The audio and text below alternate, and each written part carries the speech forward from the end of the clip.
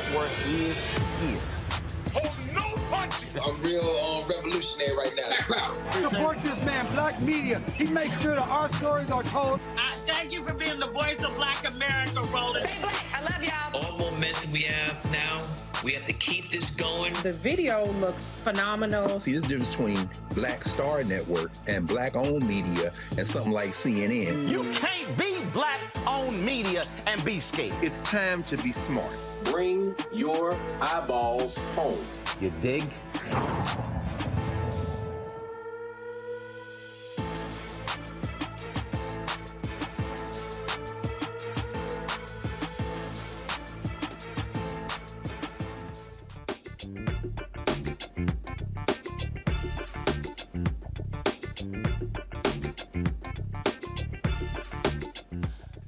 Today is Wednesday, October 26, 2022. Coming up on Roland Martin Unfiltered, streaming live on the Black Star Network. Georgia's early voting continues to break records.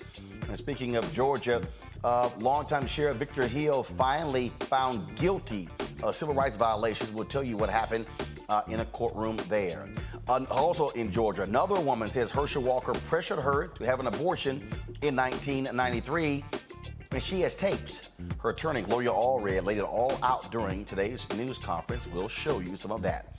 North Carolina sheriff caught on audio making racist comments about his black employees has resigned during a court proceeding to determine if he should remain in office. But he's on the upcoming ballot to be elected again. Supreme Court Justice Samuel Alito explains how leaking the Dobbs brief puts targets on the back of the conservative justices. Or it could be ignoring the will of the people.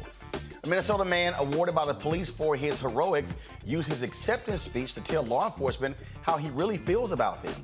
And I'll break down Kanye, or whatever he calls himself these days, getting canceled for anti-Semitic comments. And you got black people who are saying, well, what about anti-black comments?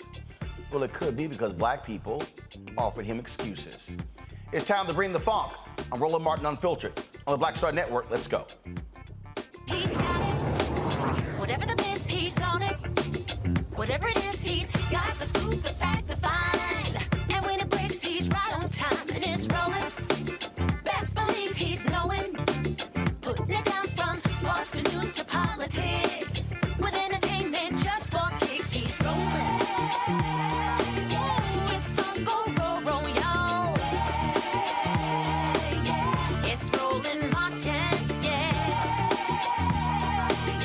rolling with Roland now. He's funky, he's fresh, he's real, the best, you know he's Roland Martin now.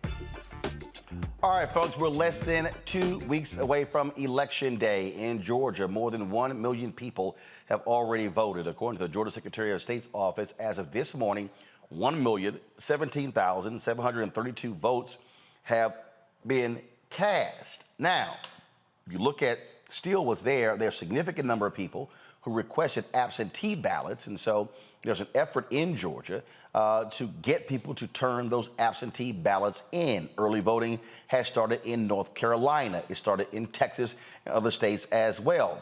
If you look at numbers that are coming out, the number of Democrats that are voting is outpacing Republicans. Now, that's typically been the case where Democrats typically will have those voting leads during early voting, but Republicans turn out in significant numbers on Election Day. And so you must look at various stats with a grain of salt when people begin to talk about the early voting numbers. But again, if you study, and I was on social media a little bit earlier, and I'm going to pull this up right here, folks who are literally going through and breaking these numbers down, and they're showing what is actually happening when it comes to these early vote totals. And what we're seeing is how all the talk of the Republicans are going to be just wiping the floor with Republicans. That may not necessarily be the case. If you look at what is happening, elections are all about turnout. You could talk about polls, you could talk about TV ads, all of those things, but it is about turnout, turnout, turnout. Simon Rosenberg, of course, who was with the DNC, lays out a number of different things here. Now, let's see here. Let's go to my iPad, please. And so this is what he says right here. The election is really close. They had some good polling last week. We've had some good polling this week. Now, if you then also go through here, you see U.S. News and World reports Democrats have cast 55% of early ballots so far compared to 34.5% of early ballots by GOP voters and 10.4% for unaffiliated voters. Again, going through the data here that they lay out, this is what he puts out there. Encouraging early votes so far in Georgia, Michigan, Nevada, Ohio, Pennsylvania, Texas, Virginia, and Wisconsin. I've talked to some folks there in Nevada. They believe that their ground game is really doing well there as well. This is what for Texas. Texas early mail vote so far, 48-43 Dem. It was 44-51, meaning 44 Dem, 51 Republican. At this point in 2018, 41-48 for Republicans leading in 2020. So he says, so like the states below, the early Texas vote is coming in more Democrat than 2020. And then when you look at, again, the numbers here based upon various polls as well, what has happened. John Ralston, who was in Nevada, this is what he tweeted just 2 days ago. He says, this is a large batch of mail ballots and Dems are crushing Republicans in Clark County almost 2-1, very similar to what happened in 2020.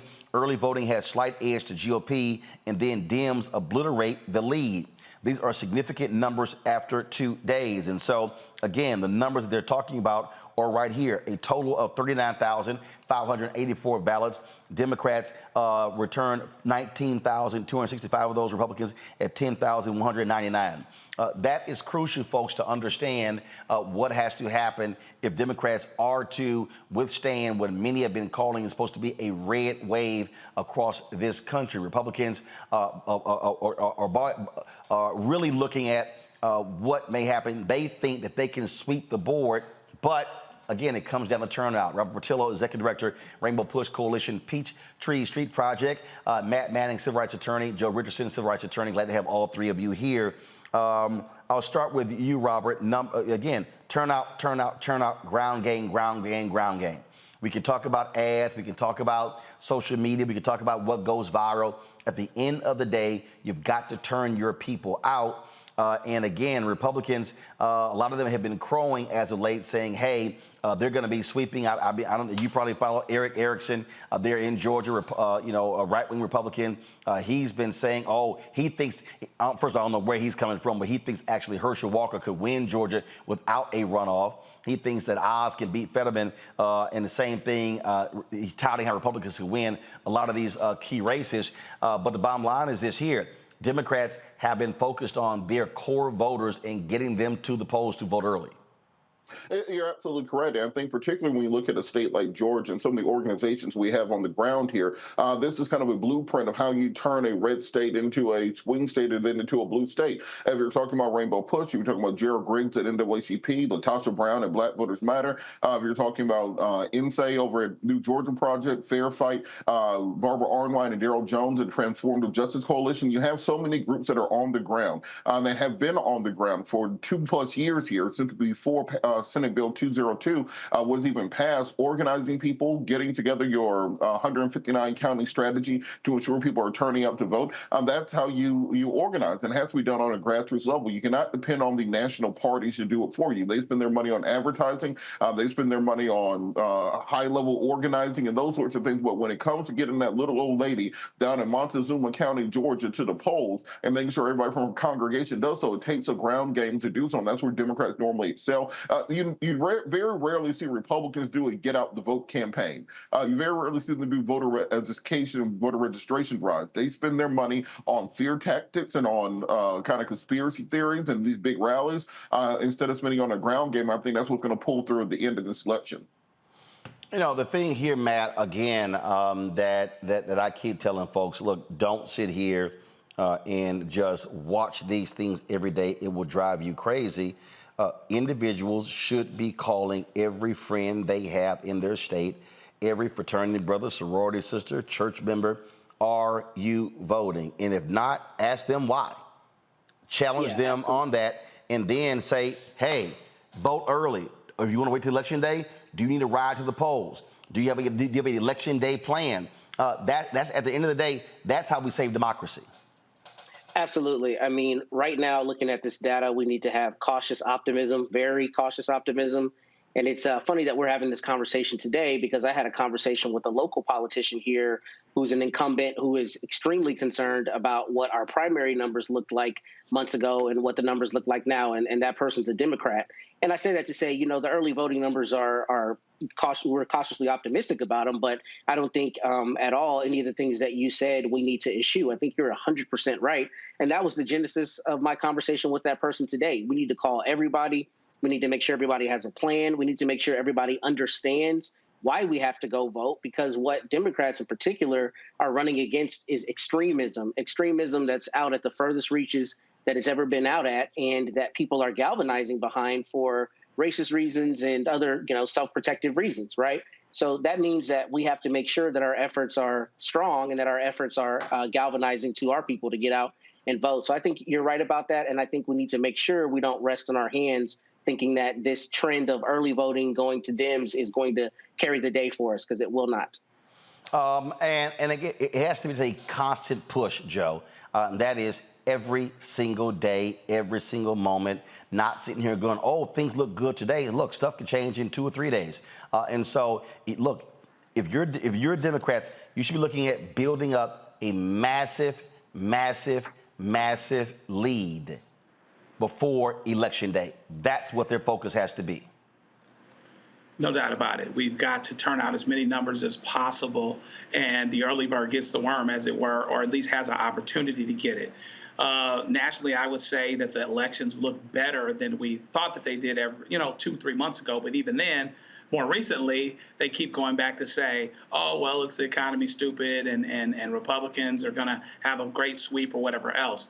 The problem becomes when we accept that as a suggestion and we make that a reason for us not to go vote or not to push the urgency of other people voting. One person to one person. So many times we've got so many, things. We could go back to Kennedy's race and how few votes he won by, or how few votes Andrew Gillum lost by 4 years ago.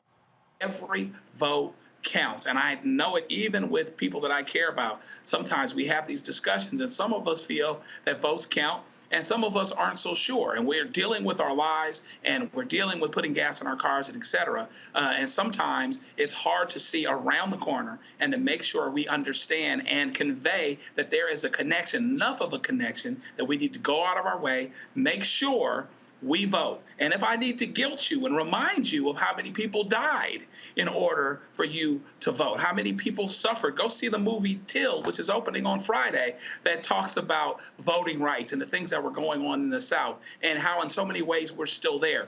And so that urgency is really important to build up as many votes as we possibly can, because Republicans tend to do well on Election Day. So we've got to turn out as many votes as we possibly can.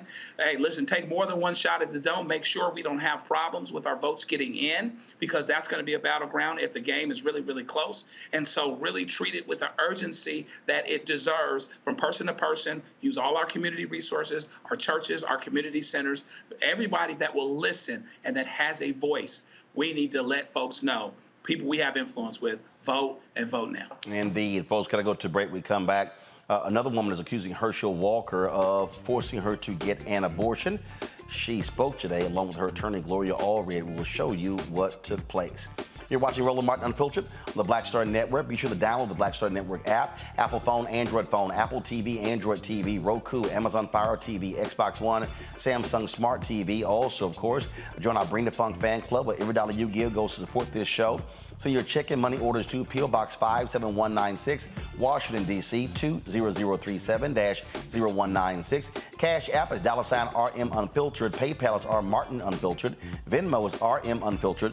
Zelle is Roland at RolandSMartin.com. Roland at RolandMartinUnfiltered.com. Be sure to get your copy of the book, White Fear, How the Browning of America is Making White Folks Lose Their Minds. You can order it through Ben Bella Books, Amazon, Barnes & Noble, IndieBound, Bookshop, Chapters, Books A Million, Target. You can also, of course, order through your favorite black bookstore and download it through Audible. And folks, if you're watching on YouTube or Facebook or Twitch, be sure to hit the like button, y'all. Hit the like button and the share button.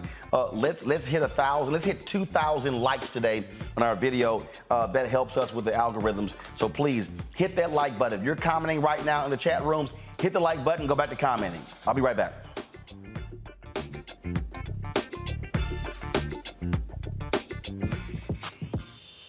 When we invest in ourselves, our glow, our vision, our vibe, we all shine. Together, we are black beyond measure. This is our time, our moment to move forward, beyond the gun violence, the hospital closures, the unaffordable housing. Brian Kemp's Georgia for the wealthiest few. Stacey Abrams is looking out for every Georgian. She'll invest our $6 billion surplus in the fundamentals, education, healthcare, housing, and a good living, putting more money in your pocket to build one Georgia where everyone has the freedom to thrive. When we invest in ourselves, we all shine. Together, we are black beyond measure. You know what's on the ballot. It's not just legislation and policies we believe in. It's democracy. Our democracy. There's a choice on the ballot between freedom and fear, between cruelty and compassion, between chaos and community, between voting or violence. And the end of rights generations have fought for. The extremists have a plan, a roadmap for a nation where your voice is silenced and your vote is a memory, where they count their votes and cast ours aside. That's why this year, this fight, this vote is so important.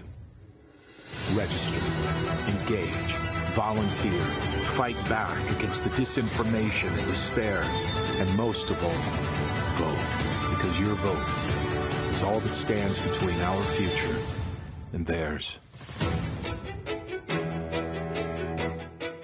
Libraries empower the community with education. Liberia Economic Development Initiative, LEDI, is hosting the International Life Changers Awards and Liberia's bicentennial to celebrate LEDI building the country's first modern public library and technology center. Join event host Roland Martin. Our honorees, Reverend Dr. Jamal Bryant, Zernona Clayton, Thomas Dorch Jr., Dana Lupton, Dr. Tammy Graysteele, on October 29th at the CNN Center, Atlanta. There are no public libraries in Liberia, but together we can change that. Get tickets at ledinow.org. It's Kim Whitley. Yo, what's up? This your boy Ice Cube. Hey, yo, Peace World. What's going on? It's the Love King of R&B, Raheem Devon, and you're watching Roland Martin, Unfiltered.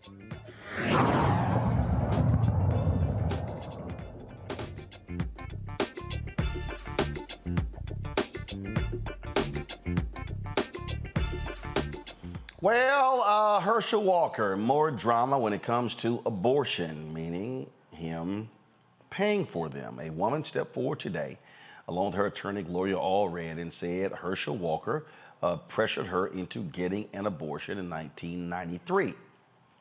Allred held a news conference today alleging that not only did Walker pressure her to get the abortion, but drove the woman to the abortion clinic himself.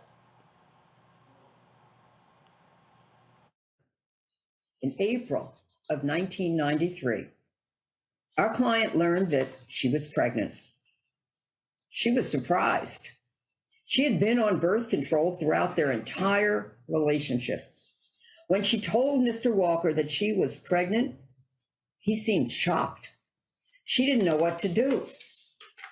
Mr. Walker clearly wanted her to have an abortion and convinced her to do so.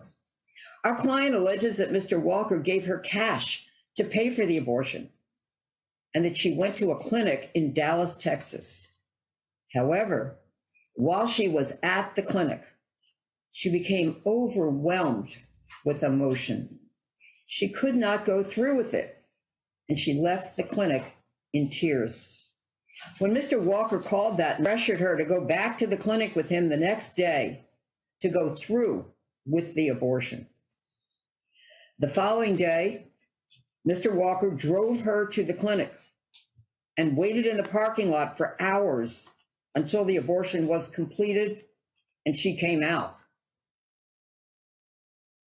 Now, Allred exhibited several personal cards that she said that Walker sent the woman, signed with his unique signature, letter H. The woman said she had a romantic relationship with Walker while he was married from 1987 to 1993. Now, this is a statement that Herschel Walker released. I already told people this is a lie, and I'm not going to continue to carry a lie along. And I also want to let you know that I didn't kill JFK either. Okay, Matt, making light of the situation here with Herschel Walker. Now, look, a lot of Republicans have already made it clear they don't care. He could have paid for 25 abortions, and they're still going to stand with him. But if you are Republicans, you should have a concern about what Republican women have to say about this, because at the end of the day, he's going to need every vote he can to beat Senator Raphael Warnock. Yeah, I think you should have a concern about that. And I think you should have a concern about the people you want to vote for you and whether they can really trust in what you say you believe in today. I mean, the reality is Republicans around the country have been attacking abortion for longer than I've been alive. And they finally got it with the Roe v. Wade being overturned. And I think now, if you're standing alongside that party saying that you're against abortion rights and, the things we've heard Republicans say, then it's obviously patently dishonest to have that in your background and act as though you didn't, or to not speak to the fact that, there are rights that people have that are being taken away from them. So I do think that Republicans should be concerned about Republican women. I think they should be concerned about anybody who's on the fence who says, well, I've heard y'all beating this abortion drum for the last year. And now, your own candidates have these in their backgrounds that they're not only not speaking to, but they've been out trying to proselytize people against abortion as a right. So I think, that hypocrisy may play against them, particularly looking at the data that's shown that, the majority of Americans actually believe you should have the right. So I think it just goes to dishonesty, and I don't know how it'll have an effect, but particularly in a tight race, I think that's a problematic thing, especially where Republicans have made their whole bread and butter on trying to be the party that moralizes, right? Talks about how they're morally superior. And then in reality, we see the dishonesty and hypocrisy. So I don't know how they triage that, but I would be concerned about it. I tell you what, Robert, the folks with the Good Liars, they pretty are hilarious. These comedy folks, they put this sign up. Look, this is what they put up. Welcome to the Herschel Walker rally. If you are here for Herschel's campaign speech, please form a line on the left. If Herschel got you pregnant and you are here to collect money for an abortion, please form a line to the right. Thank you. I think Jimmy Kimmel had a great line last night where he said when kids come to Herschel Walker's house for Halloween, he doesn't know if they want candy or child support. And it's just the reality of what this race is. And let's stop pretending at this point in time. Let's all just stop pretending that Republicans give a damn about any of this. Republicans give a damn about control of the Senate. Dana Loesch said she didn't care Herschel Walker aborted bald eagles. You saw that even after all these claims came out, that you saw Rick Scott and Tom Cotton and other Republicans circle the wagon around Herschel Walker. We have to admit to ourselves that the Republicans do not care about competence. They do not care about morals. They do not care about values. They do not care about family and Christianity and all those things. If they did, they would have nominated Calvin King instead of Herschel Walker. He just wanted a black guy to run who was also in that primary. They care about power. It's been well known in this state of Georgia for 20 plus years that Herschel Walker held a gun to his ex-wife's head. Did not matter at all. They held a razor blade to a woman's neck and threatened to kill her. Did not matter at all. That he took a pregnant woman and threw her down a flight of stairs. No one gave a damn about that. That he stalked a cheerleader in 1986, stalked another woman in 2002, stalked another woman in 2012, and had to have restraining orders taken out against him. Didn't care. He has 12 different personalities that he calls alters. They don't care. So I don't know why we keep playing this game as if there's something new that's going to be so shocking that they care about, that there's going to be something that shocks their conscience where they say, this is a bridge too far. This is against our manifest weight of our history. We shall never do this again. They don't give a damn. So what it comes down to at this point in time is motivating and bringing out the base to ensure that he does not win, because at the end of the day, there's no Herschel Walker information that can come out that will make Republicans turn against him. So what you have to concentrate on doing is making sure that people support you, turn out, and get out in record numbers. This is, Joe, when Herschel had a rally, the Good Liars comedian made their way to the stage, and they had a present or some gifts for Herschel Walker. Watch this here. Herschel. Yes, sir. I got you some condoms. Yes, hey, if you wear the condoms, what we're gonna do is you won't get the girls. You won't get the girls pregnant, and you won't have to pay for the abortions. Here, take them. Take the condoms. Get out of here. What? The condoms for him. I thought he'd want the condoms. Will you just hand him one of them? Because he's had to pay for the abortions. Here, just put it in his pocket. Herschel, yes, sir. I got you some condoms. Yes, hey, if you wear the condoms, what we're gonna do? Right there, Joe. You won't get the girls pregnant. Well, it was all fun and games, but at the end of the day, we got to beat this guy at the polls. One of the things that is good news in Georgia is that this is not the impossible dream. In 2018, where thus far the turnout started out a little lower, even though it was very good in terms of early voting, we put two seemingly unlikely, relatively unlikely folks in a red state, a reddish, very, very red state. We benefited from having some bad candidates. But that being said, the turnout was huge and it was really, really important. And the other thing that they did, Georgia, the reason why it has that runoff is because, voter turnout tends to fizzle if someone doesn't win on the first ballot or on the second ballot of the general election ballot, and they still lost. And so what we have to know is that, Herschel Walker, to the point that was just made, is still going to have the support of Republicans all around. And so you really have to turn out your base. Hopefully there are a few women out there that are appalled enough by what's going on to switch their votes or to not vote for Republicans or be less enthusiastic. But you can't count on that because, among other things, women, particularly white women, turned out for Donald Trump, regardless of what he said and done, and turned on Hillary, where if a man with those qualifications as Hillary had and perhaps the edges, a little less popular, would still have beaten Trump by a landslide. And it surprised everybody, including Trump. So we have to make sure that we turn out folks here. It's all fun and games again, but the idea that we're talking about Herschel Walker at all as a potential candidate, if you'd heard him talk for 5 minutes, is extremely dangerous for Georgia, is extremely dangerous for this country, and we cannot take any chances. And just kind of piggybacking on that point about the white women vote, we spent almost the entire month of September in this weird culture war in Georgia about, well, why aren't black men voting for voting, or why aren't they polling the same number as other people? Black men are supporting the Democratic Party 88% in the polls. If you look at the polls, Herschel Walker still is getting close to 60% of the white woman vote. Let's ask those allies, those people who wear the I'm with her shirt to go into the polls and vote for Donald Trump, the ones who wear their pink hat at the parade and then go home and still vote for Herschel Walker and still vote for people on that side of the aisle. Those are the folks that we need to be having this culture war with, because when it comes down, as Bill Burr said, to affirmative action programs, governmental contracting, diversity programs, white women hop right in that line and get to the front of it. But when it gets back to election time, they go right back to those same law and order, fear tactics, the same MAGA hat conspiracy theories that is endemic on that side of the aisle. So let's make sure that we're putting the blame where it's needed, and we make sure that the culture war conversations we're having are directed in the right place. Instead of trying to split black men and black women apart electorally, let's make sure that the white women are carrying their water when it comes to these elections also. Oh, absolutely. And it is, again, folks, at the end of the day, it boils down to turnout. I do want to ask you all about last night's debate in Pennsylvania with Mehmet Oz and Lieutenant Governor John Fetterman. There were a lot of people that were highly critical of Fetterman for his performance. They said that he clearly was not well enough to debate. But then you have folks who are experts say, look, what he exhibited were examples of what happened when someone suffers a stroke, but it doesn't mean that they still cannot perform at a high level. Matt, Joe, I'll start with you. Do you believe that it was a mistake by the Fetterman campaign to allow him to debate last night?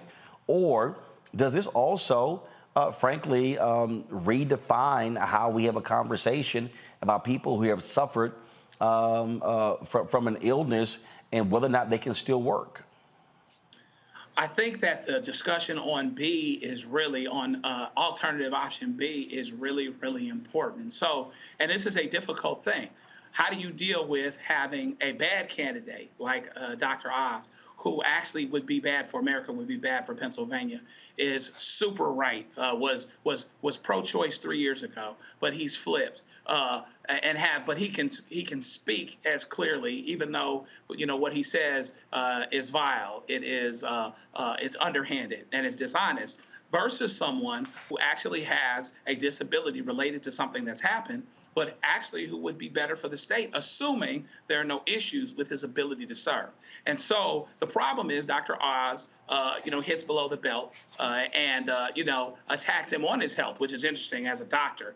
We could talk about that ethically. But that being said, people have to really look and decide where and how they're going to make a choice. I would have, if I was that campaign, Fetterman's campaign, I would have put him up for the debate as well, because otherwise, if he doesn't go up at the debate, you have to make lemonade sometimes. And if he doesn't go up for the debate, now Oz is chasing him, and the campaign becomes about him ducking, and he's ducking because he's not capable. I think you can take this, make it in a lemonade, say this is about being competent to serve, being able to serve. My doctors have told me and told us that I am able to serve. The ideas that I convey are clear. They're consistent with what people in this state think. And Dr. Oz is a bad candidate. So, you would love for him to have done better, Fetterman or whatever else, but you take people as you find them sometimes. And based on what he went through, I think you can take that lemonade and make it into a larger discussion about some things that have the potential to help people. Matt, there was a point in the debate where Oz made a comment with regards to who should be determining who has an abortion. Fetterman folks jumped on that immediately, and they put this ad out first thing this morning.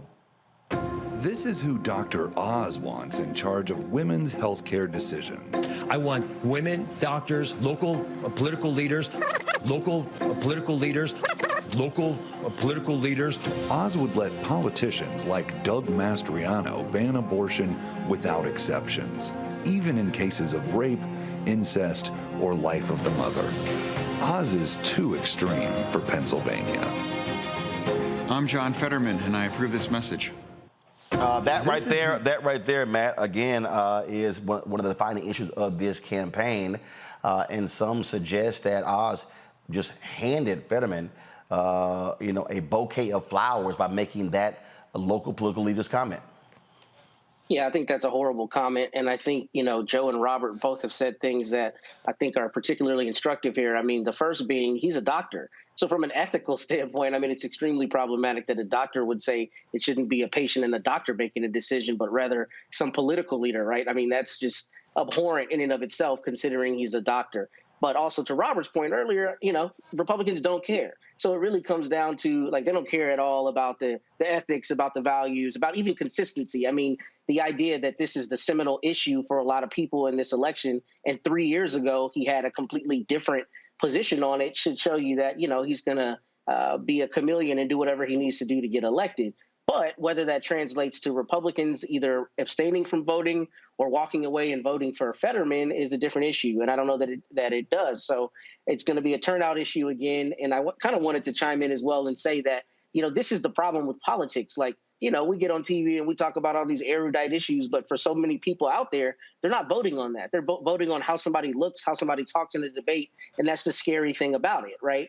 That's a lot of what is going to sway certain people. And it's a concern that rather than listening to Fetterman's positions and his ideas for policy, you have to be really concerned that there may be people who think that because he had a stroke and he's not speaking as clearly as Oz, that he's not the more qualified and the better candidate. And that is a concern, which means Pennsylvanians need to get out and vote. Robert, I'm going to play a clip from Fetterman from last night's debate. I want to get your thoughts on should they have allowed him to debate. Watch this. Pennsylvania. Here's a man that spent more than $20 million of his own money to try to buy that seat. I'm also having to talk about something called the Oz rule, that if he's on TV, he's lying. He did that during his career on his TV show.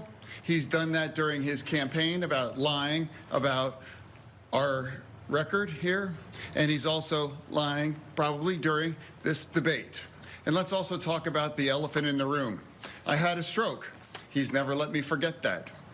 And I might miss some words during this debate, mush two words together, but it knocked me down, but I'm going to keep coming back up. And this campaign is all about, to me, is about fighting for everyone in Pennsylvania that ever got knocked down, that needs to get back up, and fighting for all forgotten communities all across Pennsylvania that also got knocked down, that needs to keep getting Pennsylvania. So, Robert, the question is here. If you were on that campaign, would you allow him on that debate stage last night?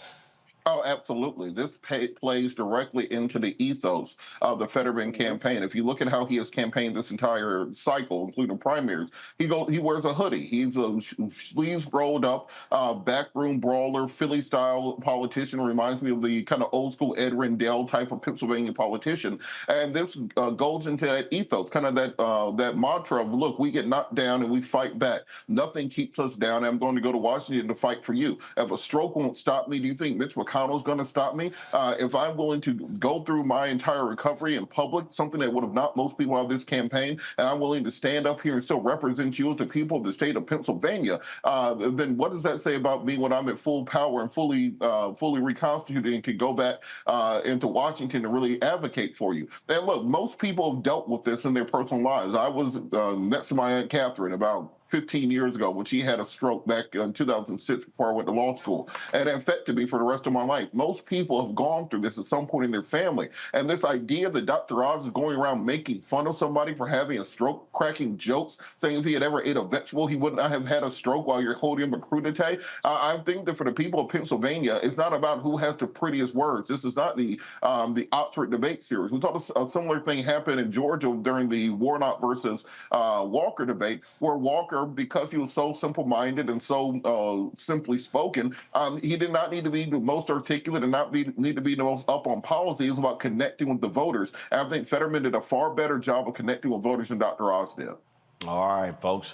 We'll see what happens. The Fetterman campaign said they raised $2 million in the last 24 hours after the debate was over. And so we'll see how that works out. All right, y'all, when we come back on Roland Martin Unfiltered, we showed you the video of a man who was praised by the police for his actions in the city. Well, he had a few choice words for those same very police.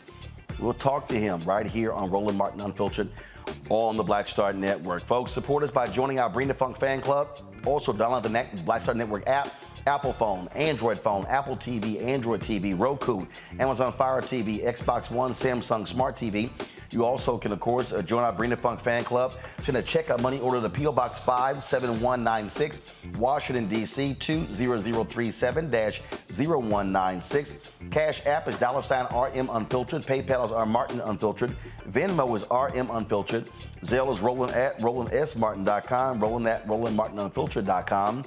And, of course, download your copy of the book, White Fear, How the Brown of America is Making White Folks Lose Their Minds. You can buy a hard copy at Ben Bella Books, Amazon, Barnes & Noble, IndieBound, Bookshop, Chapters, Books A Million, Target. Download it from Audible. Buy from your favorite black bookstore. And, folks, if you're watching on Instagram, YouTube, Facebook, Twitch, hit the like button. More than 3,000 are watching live right now on YouTube. Y'all, hit the like button.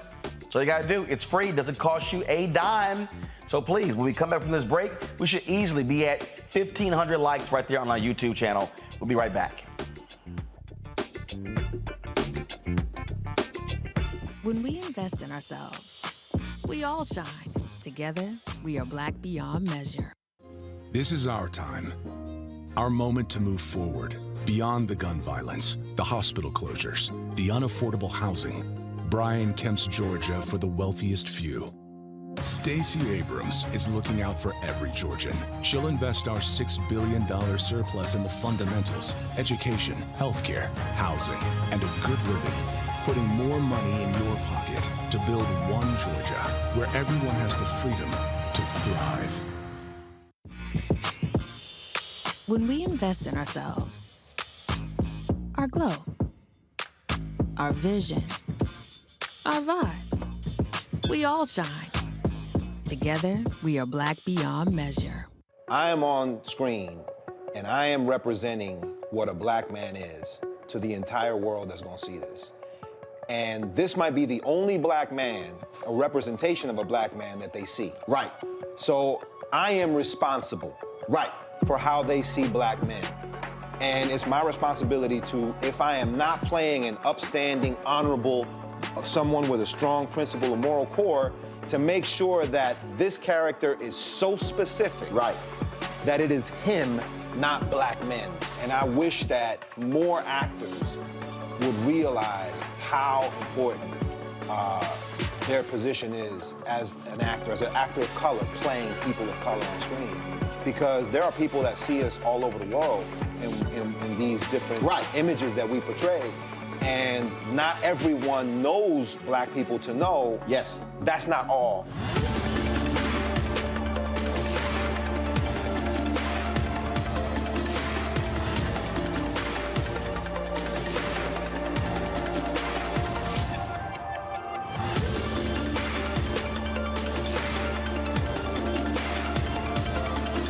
Libraries empower the community with education. Liberia Economic Development Initiative, LEDI, is hosting the International Life Changers Awards and Liberia's bicentennial to celebrate LEDI building the country's first modern public library and technology center. Join event host Roland Martin. Our honorees: Reverend Dr. Jamal Bryant, Zernona Clayton, Thomas Dorch Jr., Dana Lupton, Dr. Tammy Graysteel, on October 29th at the CNN Center, Atlanta. There are no public libraries in Liberia, but together we can change that. Get tickets at ledinow.org. This is Diala Riddle. What's up, y'all? I'm Will Packer. I'm Chrisette Michelle. Hi, I'm Chaley Rose, and you're watching Roland Martin Unfiltered.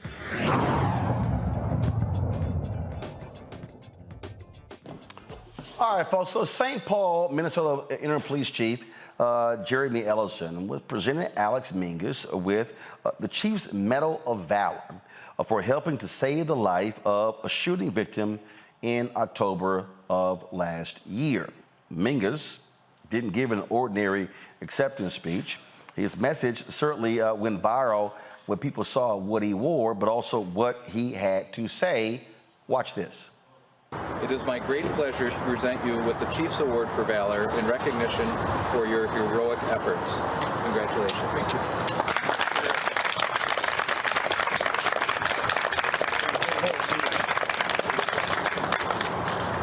Congratulations. I'd like to give you an opportunity to say a few words. Yeah.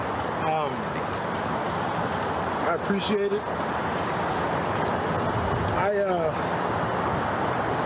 I feel like I did what anyone would have done with the little bit of training that I have. I'm a certified firearms instructor. I work in this high school in Minneapolis. I'm a dad and a husband and a wonderful community member. That day, 9 of your squad cars raced past us as I was flagging them down. It said in the letter you sent me. And that was a potential of 18 people.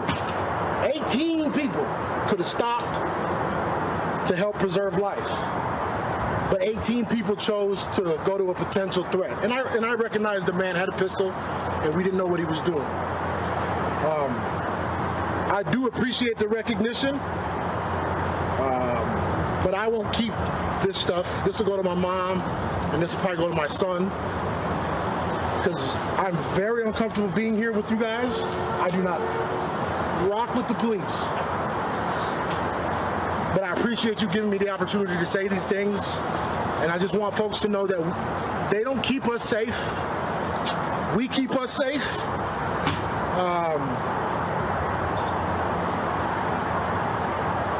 Riots work.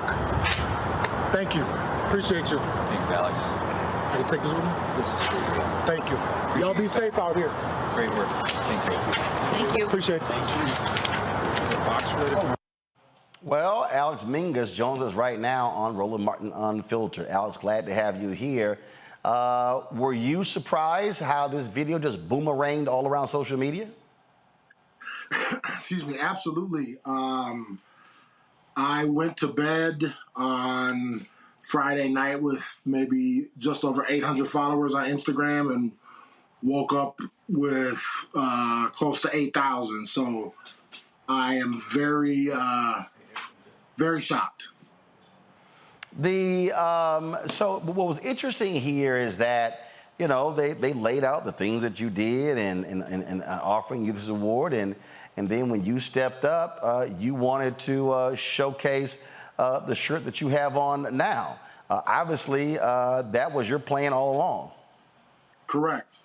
I've had the shirt for some time, and I have some other shirts as well, but I chose this one primarily because I feel like the police are one of the strongest arms of white supremacy.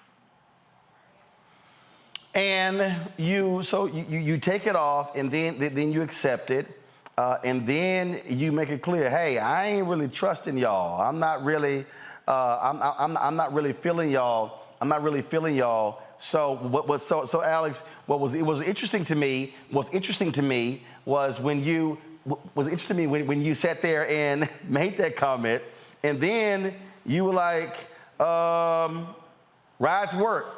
The chief was a little befuddled with you. Yeah. Yeah, you know, in the moment, I didn't catch anybody's reaction, but I've been able to go back and look at the video, and I don't think I'm shocked by the fact that no one thought to enter my name into any kind of social media prior to me coming, because it wouldn't have taken very long to see how I feel about police. So yeah, when I did notice when I took the hoodie off, there was one officer that kind of was chuckling, and he almost got me off my square, and I almost zeroed in on him, but I was able to stay the course. The other thing that, again, as I look at this, it was a look at what took place here with your video, which I found to be real interesting here, Alex, is that you made this comment and you challenged them, and you were trying to let people know really that, look, this is a fundamental issue in terms of what's happening, because you said, hey, the cops could have stopped. Right. Yeah, I mean, that was one of my main concerns, is the only thing that I really prepared for that day was that I wanted to touch on the amount of police officers that passed us that could have stopped and rendered some aid. And so you said, you counted the cars. You counted the cars going by. And so here they're honoring you, but that's actually their job, to protect and serve. That's correct. That's what I thought. That's crazy. Questions from our panelists. I'll start with you, Matt Manning. Yeah, so Alex, thanks for joining us, man, and thanks for keeping it 100 in that situation. What I'm really interested in is, what was the lead up like? And I ask that because a lot of times we see police departments and politicians want the photo op, right? They want the opportunity to look like they're standing next to a hero citizen, which you are. But like you said, if they had done their homework, they would know kind of what your position was. So what was the lead up to it, and what has the backlash, if any, been from the police department and their supporters? Sure. Leading up to that day, I was pretty nervous that day specifically. And again, wasn't sure what I was going to say. Knew that I wanted to touch on the amount of police cars that went past us. But besides that, I wasn't sure. I was very uncomfortable because I am an abolitionist, and I feel like, it was scary because I've had my own encounters with police, and I live in South Minneapolis, right where George Floyd was killed. So I was scared and was nervous. And afterwards, it's been overwhelmingly positive. And thus far, any negativity that anybody's been commenting has been dealt with by the people in the comments, and I'm really not engaging in any negativity. Robert. So has there been any follow-up from the police department with regards to kind of your comments? Have they enacted any measures to help break down this white supremacist system? Have they talked to you about community policing? Have they discussed any ways that you can work together to try to bridge this gap where we can have actual policing that protects the community, but also respects the human and civil rights of African Americans? No. A firm no. I haven't heard anything. And with that, if police are listening right now, what suggestions would you make to them to kind of bring the things that you're fighting for closer to what they're supposed to be working towards? So how I see defunding the police happening is not a guillotine drop and no more police, but more of a incremental redistribution of funds over time from the police and putting it on the front end, to me, which would be like prenatal care, early childhood development, after school programs, summer programs, jobs for teens, giving kids the opportunity to fully develop their brains. And so they're not living in a constant state of fight or flight.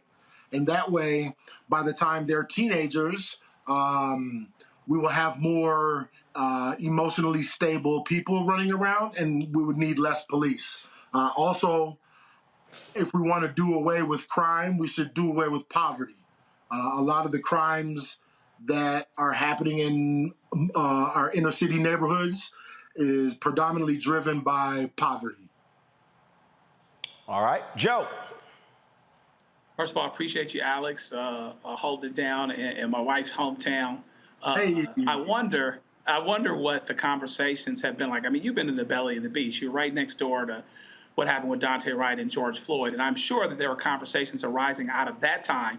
What have those conversations been like with people, and how do you think the conversations will go now? Because I am sure that some people are going to reach out to you and say, hey, Alex, I always kind of wanted to talk to you about this, and, that type of thing, because I think it's important for them to see you first as a responsible citizen that's going to do the right thing. Even if you have a different opinion about something, you are going to be down for you, yours, your community, which will incidentally benefit, even though not everybody's great always in the community. So how have your conversations been since George Floyd, and what do you expect to happen with them now?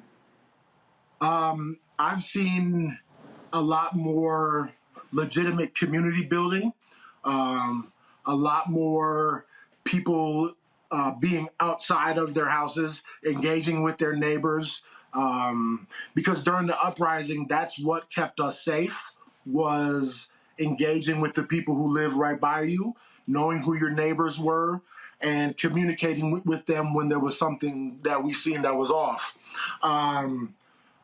Also, there's been a huge uptick in training, whether that be around firearms or like street medic things. And so I think it's the conversations have been, there's multiple parts, right? But we've had the conversations of peer abolition and how do we end up with police not policing us. But then there's been the more like, all right, well, while we're here, how can we better prepare ourselves so that 911 isn't our only option? And those are some of the things that have come out of the uprising. Most likely had already been happening underground, but have been more mainstream now. And I think those will be the kind of conversations that will need to be continued.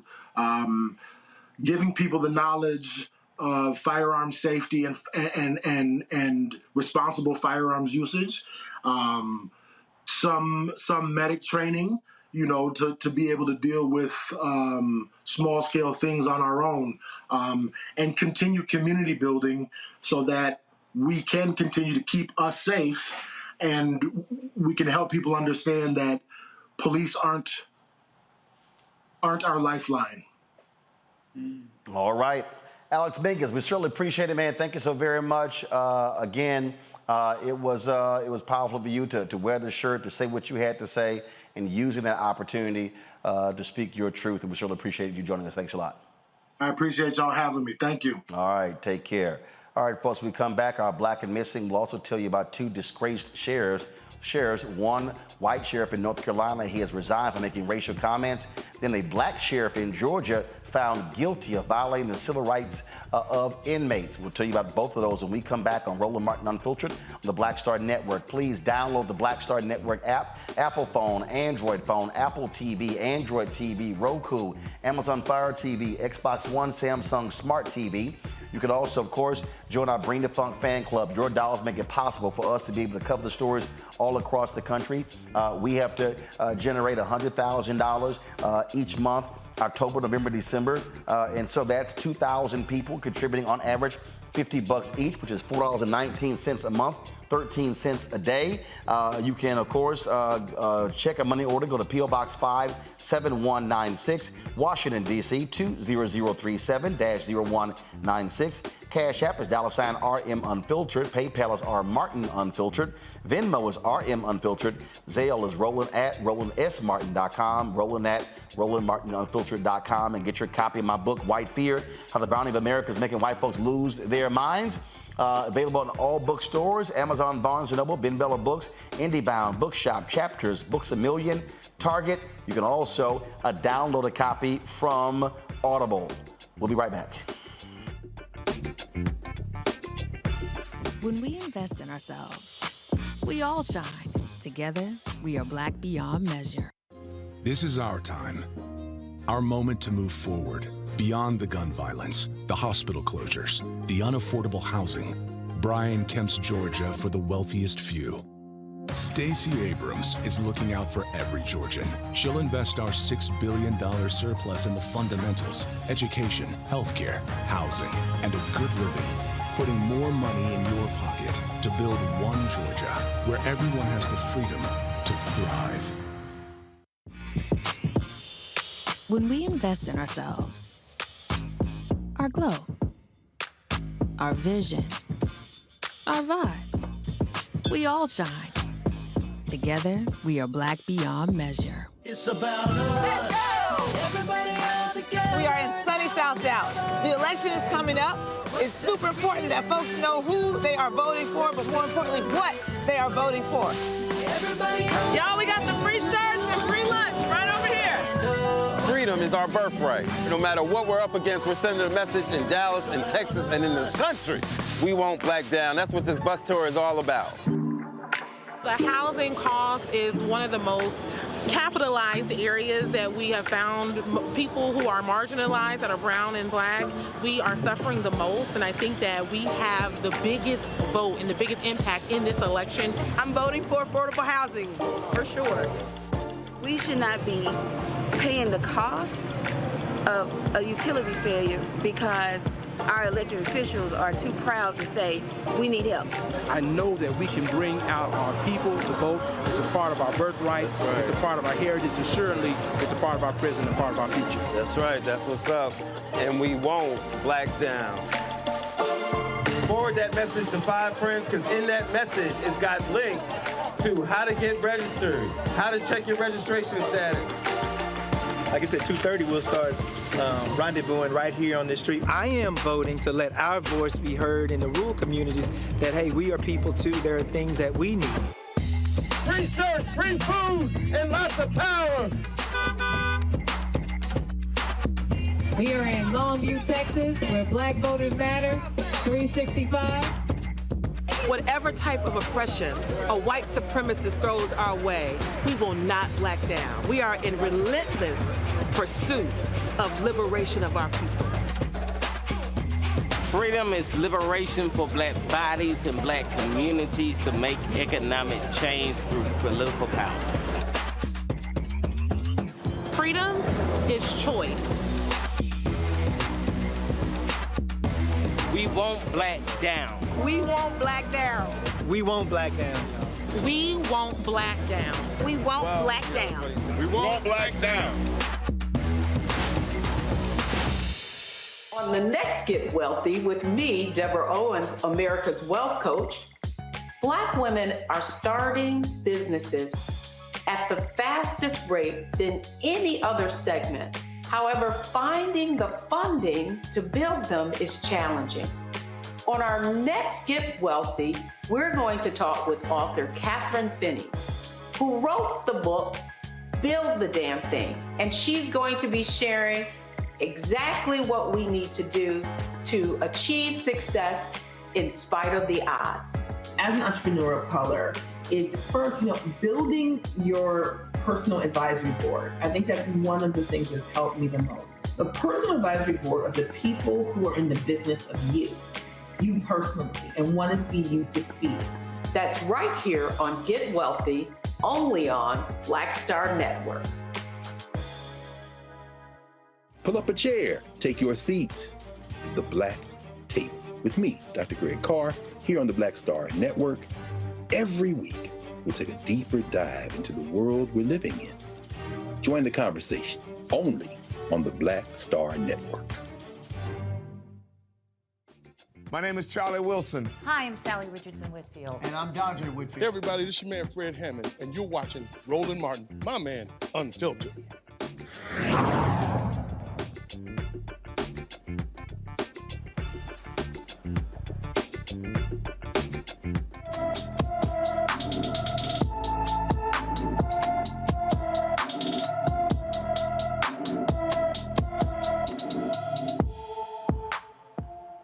All right, folks. In Memphis, we'll start with today's Black in Missing. This young lady here, folks, Jediah Betts, is missing.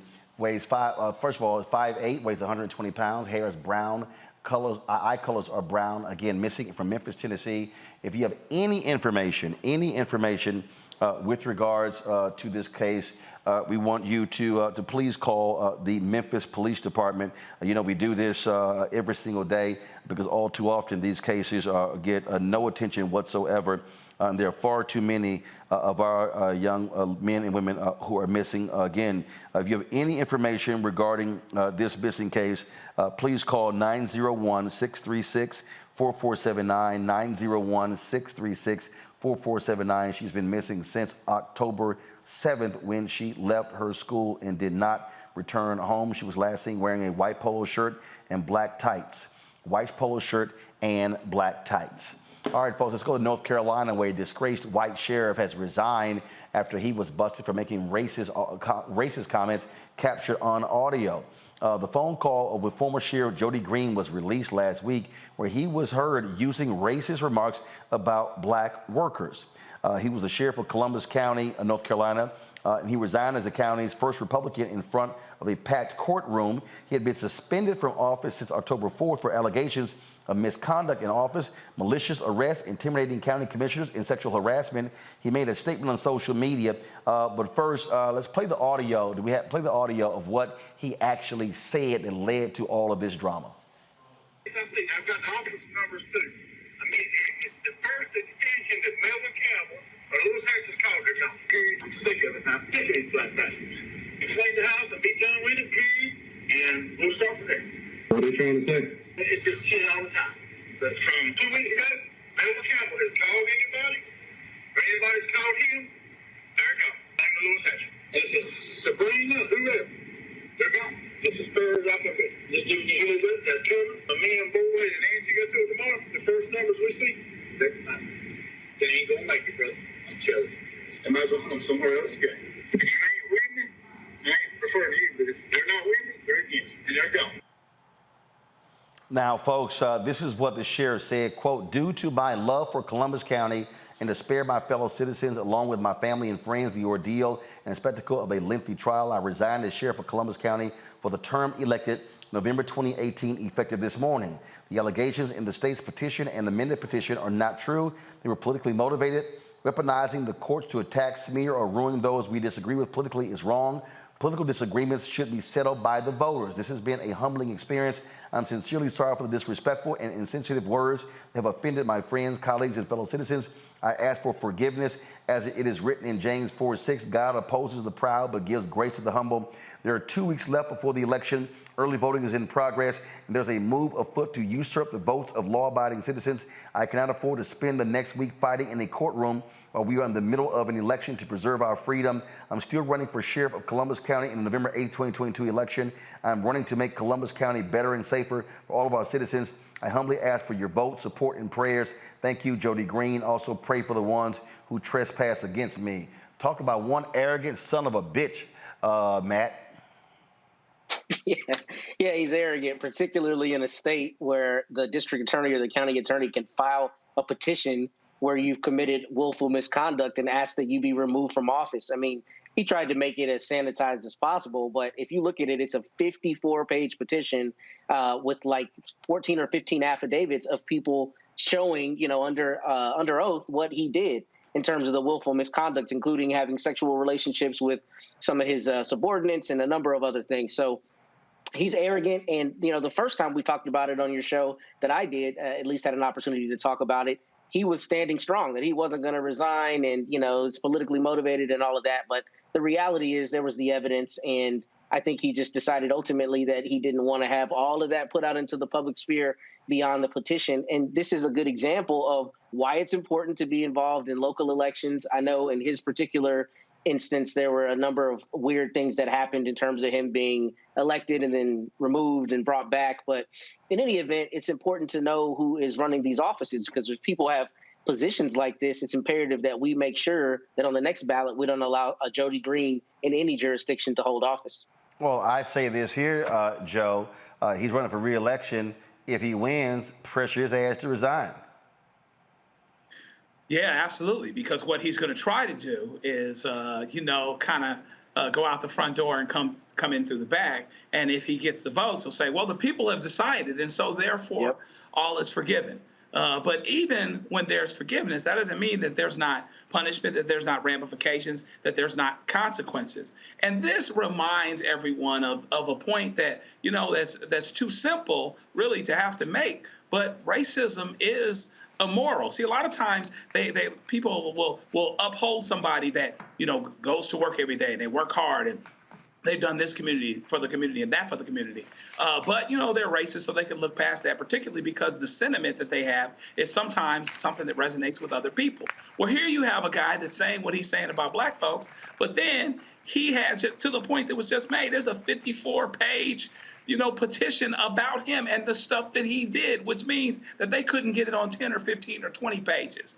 He is running roughshod, getting with the ladies on duty, doing what he wants to do. And so he is immoral in a lot of ways, but he is, racist as well. And so therefore, what we hope is that this is enough to either keep him from winning or to not keep him from suffering the consequences of what it is that happened. It shouldn't be over with a 2-week hiatus where he goes out, doesn't fight in court, which is ultimately self-serving, so it's less embarrassing to him, but then he tries to come back in through the back door through being elected. People have to remember that, and to the point that was just made, that's why local elections are so important. Listen, top of the ballot, bottom of the ballot, and everything in between. Most of the time, your day-to-day life is going to be addressed when you have issues by people that are closer to you, the sheriff, the school board, the city council, the planning commission, et cetera. And so you really have to make sure you pay attention to that.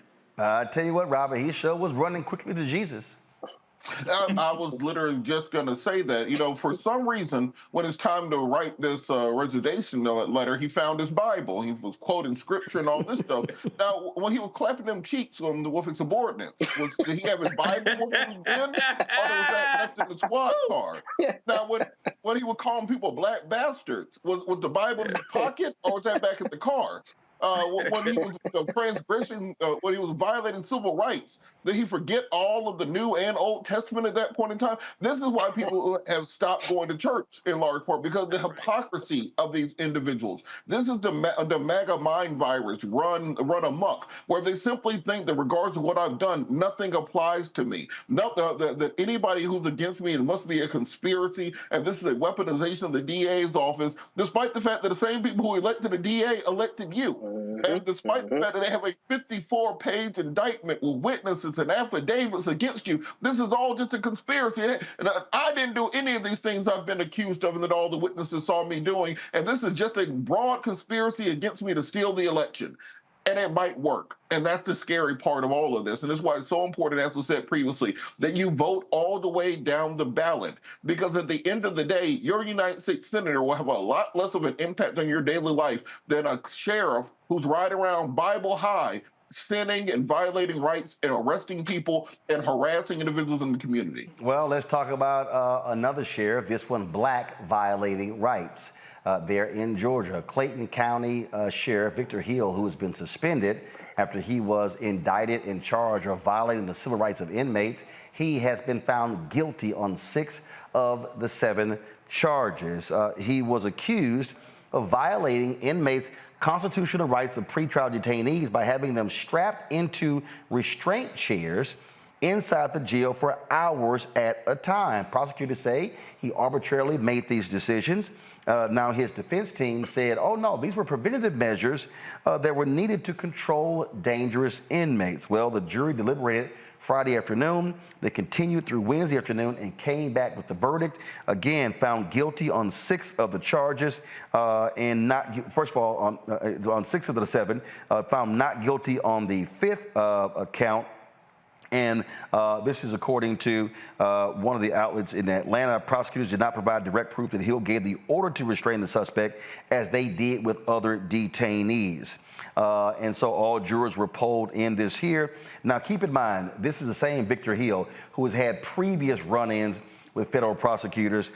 They allege that he also violated, first of all, he violated the rights between 2019 and 2020. And just, again, when you look at the charges here, just unbelievable here. Some of these folks were, again, 17 years old. He had been suspended by Governor Brian Kemp as a result of the federal case. He had been fighting this. Robert, I'll start with you.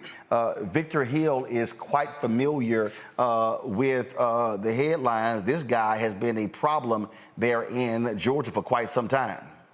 Well, you know, the thing is, Victor Hill is very much a cult hero here in Georgia, and there's plenty of people on my timeline, on my Twitter, who are very upset at seeing him convicted and hope that he wins on appeal. If Victor Hill to run for re-election right now, he will win with probably 70% of the vote. Why? All these allegations. Why? Is he the Georgia version of that fool in Maricopa County, Arizona? Yeah, that's a pretty good way of putting it. He rides around in he confiscates these drug cards. And then so he had a souped-up Dodge Charger that he got from a drug dealer. No, it was actually a Camaro they got from a drug dealer he called the Dark Knight with like light-up rims and stuff. Then he had another Mercedes that he got from a drug dealer that he called the White Knight. And he'll ride around and fight crime and arrest people and do all kinds of stuff the sheriffs aren't supposed to do. But because of that, the actual criminals in Clayton County were very much afraid of him. And crime has ticked up since he has been suspended. And because of that, many people in the community still support him. So Victor Hill, he has a very different reputation outside of the county than he has inside of the county. And there's a lot of people rooting for him to win this on appeal. And if he did, he will be elected right back to office tomorrow. And you're right. There are some people out here. They have a petition on change.org. They're trying to get 2,500 signatures. It's at 2,497. Again, Matt, when you look at this guy's record, I mean, he has had significant run-ins and just back and forth. But I don't care if the people think he's popular. You cannot violate the constitutional rights of pretrial detainees or folks who've also been convicted. You simply cannot do it. That is illegal. He broke the law. That's why he was found guilty. You're exactly right. I mean, the 14th Amendment, allows you or provides you with the right to have due process when you're a pretrial detainee who has not been convicted of a crime. And that's really what is particularly both problematic about this situation and also encouraging to the extent that the Justice Department is the one prosecuting it. And they prosecuted, a number of these civil rights cases. And it's really important, again, who you elect into office and what their priorities are. And Kristen Clark and her Civil Rights Division has done a bang-up job on holding people accountable, right? The fact that Victor Hill is a cult hero, people like him, clearly. But it's really problematic, especially as it relates to inmates and inmates' rights. You have no idea how many calls I get about people who are brutalized in county jails every day. And frankly, how many people don't care? How many people feel like, if you go to jail, you kind of get what's coming to you. And that's really the biggest issue here. If you believe in the Constitution and if you believe in humanity, people have the right to have due process, number one. And number two, you can't have a sheriff who's just capriciously not clapping cheeks, but putting cheeks in a restraint chair, at his whim. You can't have that. So the Justice Department clearly had the evidence, and I'm glad he's being held accountable because the fact that he's black does not absolve him of anything. This undermines people's trust in, this public office. And we have to have trust in those who are tasked to keep us safe.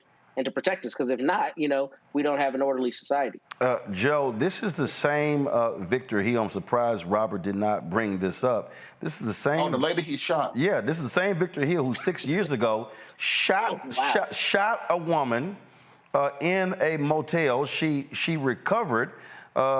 She told the police the shooting was an accident. He should not have been charged.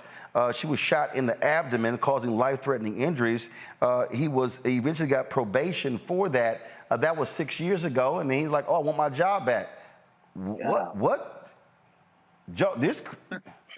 I mean, are we talking about the law or the thugs? People love Victor Hill. I'm telling you, depending on who you talk to and what situation you're in, the police can be their own gang, and they can be their own group, and this demonstrates that you're not necessarily getting a better shake because the police officer is black. There are well-intentioned black officers that are at the top that are fighting their police unions, like in Minneapolis. And then there are ones on the top of the food chain, like in this situation, where us versus them is in full effect. LAPD is majority minority, even though it's mostly Hispanic. That's one of the things that was supposed to improve out of the 92 uprisings, et cetera. But they have the same problems. Carl Douglas is just as busy as he was 30 years ago. And so basically you have a situation where, you've got a bad cop at the top, and he's on this side. He's protecting him and his, and what that means for him, damn the Constitution, damn the rule of law, damn everything else. And for people that are scared, that would pick a side, some of them actually would pick him. It's interesting. When we go to court every day, we all try cases. Things aren't supposed to come in unless the evidence is dependable. That's why there's a hearsay rule. Without an exception, it's not going to come in. You can't get people any kind of way that you want to and then feel better about it. And this is a huge problem. I'm glad he's being prosecuted. I think it's really, really important. But it underscores this larger us versus them mentality that actually can transcend color as it does here. And the people have every right to be scared when you've got somebody at the top of the food chain not following the law. Folks, go to my iPad, please. This is a Daily Beast story. This is the same Victor Hill when he was first elected. He terminated. He's the first black sheriff in Clayton County. He terminated 27 deputies and put snipers on the roof. The article says, just in case the disgruntled cops acted out. Then there was a campaign commercial where the fictional mayor in the commercial said, when we're in a state of emergency, Victor Hill is the only sheriff of the criminals fear. The mayor pulls out a big red button and quietly commands, do it. And Hill's own version of the bat signal flashes in the sky. Robert, you said an absolute character. I think, and matter of fact, let me see if I can pull this commercial up. He might be a character, but that character is now headed to prison. Here's the commercial. Mr. Mayor, we're in a state of emergency. Everyone's homes are being broken into. The same bank was robbed twice in 24 hours. They even stole some weapons from the SWAT team. We still can't find him. Have you spoken to the sheriff? He can't even protect himself. We've got to bring him back. Victor Hill is the only sheriff that criminals fear. Do it. Bring back the crime fighter in July 2012. Re-elect Victor Hill sheriff. Well, I think this sheriff might be in some handcuffs and doing a perp walk going to federal prison, Robert. Well, look, Roland, you missed a whole extra scandal in there the last time he was on trial when they accused him of stealing his own police car and misusing county funds for his own joyrides. Look, Victor Hill, he's a character. He's a character in Georgia politics. This will probably go to appeal, and hopefully once the judgment comes back in that will allow the people to say, well, this is a true and accurate sentence, and then move on from there. But when it comes to, if you were to go down to Clayton County right now and talk to your average African-American voter there, they will still be behind Victor Hill 100%. He will probably win an election today by 70 or 80% versus anybody else. It's just the cult of personality around politics. Everything that sounds weird and eccentric to people outside of here is completely normal down here. That's what folks are used to. Well, and that probably explains why the hell Republicans nominated Herschel Walker. All right, y'all, I'm going to a break on that. again. Well, let's see what happens, but he might be going to prison. All right, y'all, it's time to go to the break. We come back, more on Roland Martin Unfiltered. Don't forget to see it here. And if you're watching on YouTube, Twitch, Instagram, hit the like button, y'all. We should be hitting easily at 2,000 likes right now. It's free. It ain't cost y'all nothing. Click, keep commenting. That's all you got to do. All right, so hit the like button. When we come back, I should see 2,000 likes on our YouTube channel. Please download our Black Star Network app. We're still trying to get to 50,000 downloads, y'all. We almost there. More than 49,000. Let's hurry up and get there. Android phone, Apple phone, Android TV, Apple TV, Roku, Amazon Fire TV, Xbox One, Samsung Smart TV. Also, join our Bring the Funk fan club. Your dollars make it possible for us to travel around the country, covering the stories that matter, especially during this election season.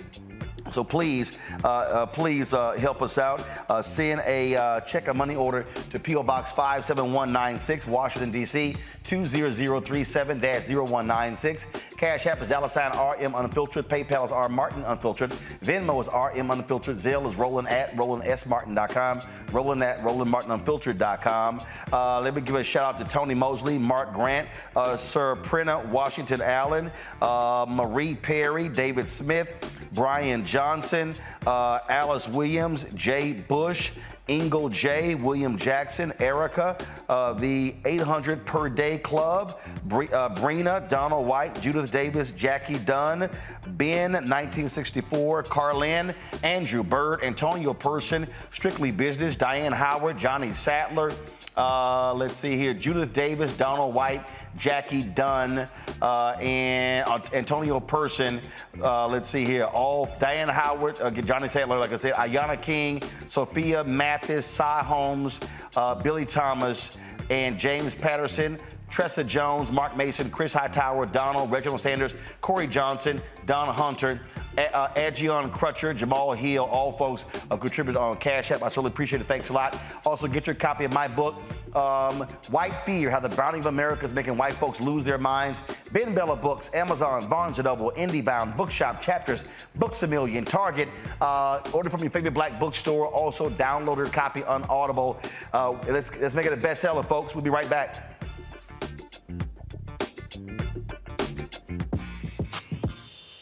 When we invest in ourselves, our glow, our vision, our vibe, we all shine.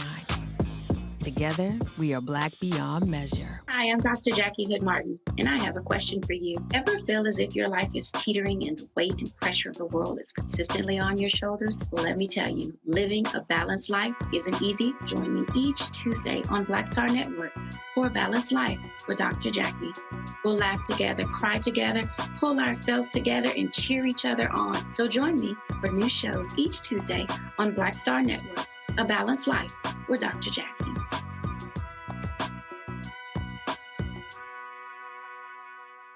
When we invest in ourselves, we all shine. Together, we are black beyond measure. You know what's on the ballot. It's not just legislation and policies we believe in. It's democracy. Our democracy. There's a choice on the ballot between freedom and fear, between cruelty and compassion, between chaos and community, between voting or violence, and the end of rights generations have fought for. The extremists have a plan, a roadmap for a nation where your voice is silenced and your vote is a memory, where they count their votes and cast ours aside. That's why this year, this fight, this vote is so important. Register, engage, volunteer, fight back against the disinformation and despair, and most of all, vote, because your vote is all that stands between our future and theirs.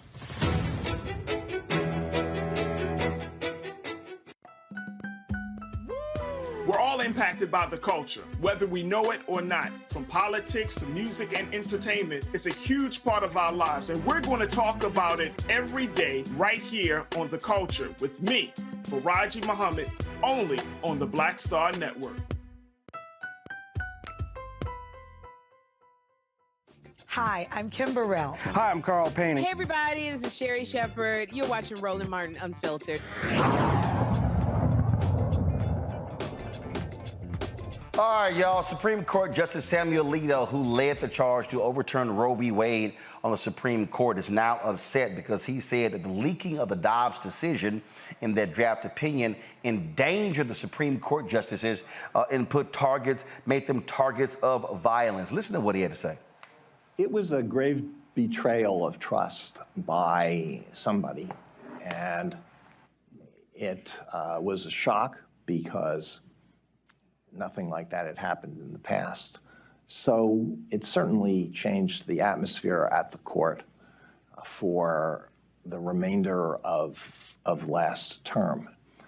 The leak also made those of us who were thought to be in the majority in support of overruling Roe and Casey targets for assassination, because it gave people a rational reason to think they could prevent that from happening by killing one of us. And we know that a man has been charged with attempting to kill Justice Kavanaugh. It's a pending case, so I won't say anything more about that. But that was last term. Now we're in a new term. I think that all of us want to, all of the justices, and I think the people who work in the building, we have a wonderful staff, I'll add that, want things to get back to normal, the way they were before all this last term, before COVID, get back to normal to the greatest degree possible. And that's what we hope will happen. And I think everybody is working on that. You know, during my 16 years on the court, the justices have always gotten along very well on a personal level. I think the public, when they read our opinions, probably misses that. We sometimes, you can see by reading those opinions, we sometimes disagree pretty passionately about the law, and we have not in recent years been all that restrained about the terms in which we express our disagreement. I'm as guilty as others probably on this score, but none of that is personal, and that is something that I wish the public understood. All right, so here's the thing, Matt, that jumps out at me with Alito. First of all, sitting here, you know, threatening violence against anybody, whether a Supreme Court justice, a member of Congress, Capitol Hill staffer, is grossly uncalled for. But Justice Alito acts as if their decisions are not political. And the ideological bent, like let me remind people with this Dobbs case, the case that went before the Supreme Court, they were not asking to overturn Roe v. Wade. He and the other Supreme Court justices, the conservative justices, they made the decision to go even further than what was sitting before them. So he's pissed off that there is a reaction. And here's the other deal. There are leaks everywhere. There are leaks at City Hall, county government, Congress, the White House. To act like that you somehow are so special, that would never happen. And what he also said, this is unprecedented. Actually, that's a lie. That was a leak in the original Roe v. Wade decision. I didn't realize that about Roe v. Wade in the original decision in terms of a leak, but yeah. I don't think you're wrong at all. I mean, look, the reality is, you know, for lawyers, we may understand how the Supreme Court works and some of the decisions that they make, but for your average citizen, what they hear is you were a Republican, or you were appointed by a Republican, and you're now doing Republicans' bidding. I mean, especially where Trump and the Republicans in the modern era have made everything about the courts and about, frankly, you know, advancing their narrative. So it doesn't surprise me, and I think to act like you're surprised that overturning the case that has been, you know, the most hotbed issue since the original case back 50 years ago is a surprise, shouldn't be surprising to anyone, particularly because of the ideological bent. And I think you're 100% right with that. You know, I taught the Constitution last semester, and I told my students that all the time. I think sometimes the Supreme Court just comes up with the decision they want to make, and then they try to find a way to make that decision right under the law. And I think here to even go beyond what the case was asking for shows you that there is at least a highly suspicious potential that they are doing the bidding of Republicans. And that's what we're seeing here. So I don't think they should be surprised by that. And I don't think that anybody should be trying to target a Supreme Court justice by any means, but I don't think they should be surprised. And when you work in the public, this is what you should expect. When you make a decision that more than half of the populace doesn't agree with, there's going to be a visceral reaction. That's what you're seeing here. And the reality is people, Joe, have an absolute right to express their opinion. The Supreme Court justices, they are public servants. They are being paid by the taxpayers. And so, yes, the Constitution, they made them these lifetime appointments, but people get to express themselves. Again, threats of violence, wrong.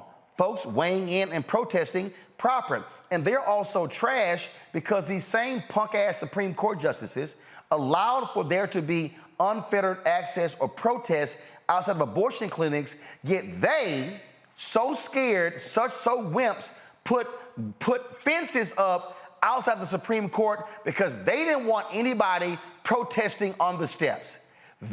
Okay, so don't sit here and give me this First Amendment crap and then how, it's good in the case of, it's good in terms of if you're protesting outside of an abortion clinic, but don't you dare come protest on our steps.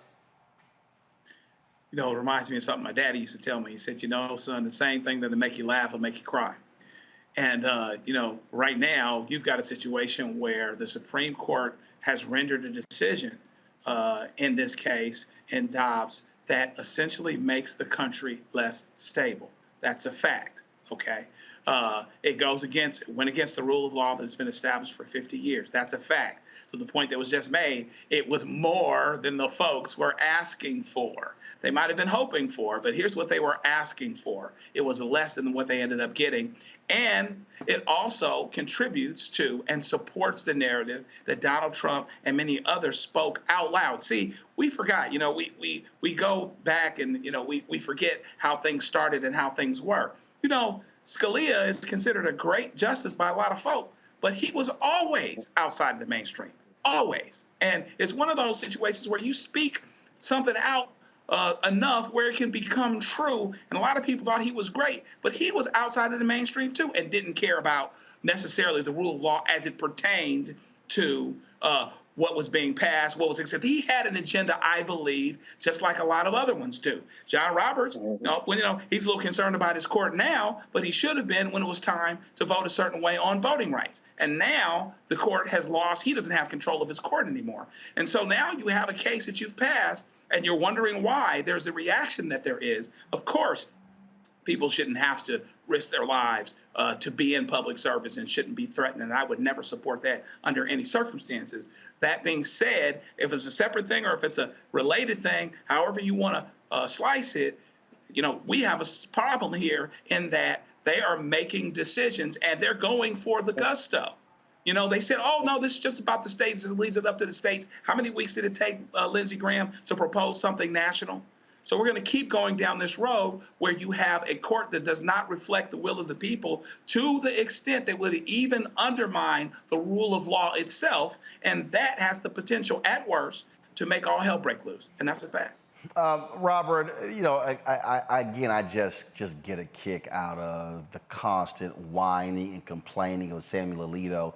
He took umbrage when Adam Serr with The Atlantic wrote a piece highly criticizing him, and Alito had the gall to actually respond to the piece. Trust me, I talked to Adam, got a huge kick out of Alito being really upset. But what you have here is the arrogance of Supreme Court justices who believe that they are above reproach, that no one should ever criticize them.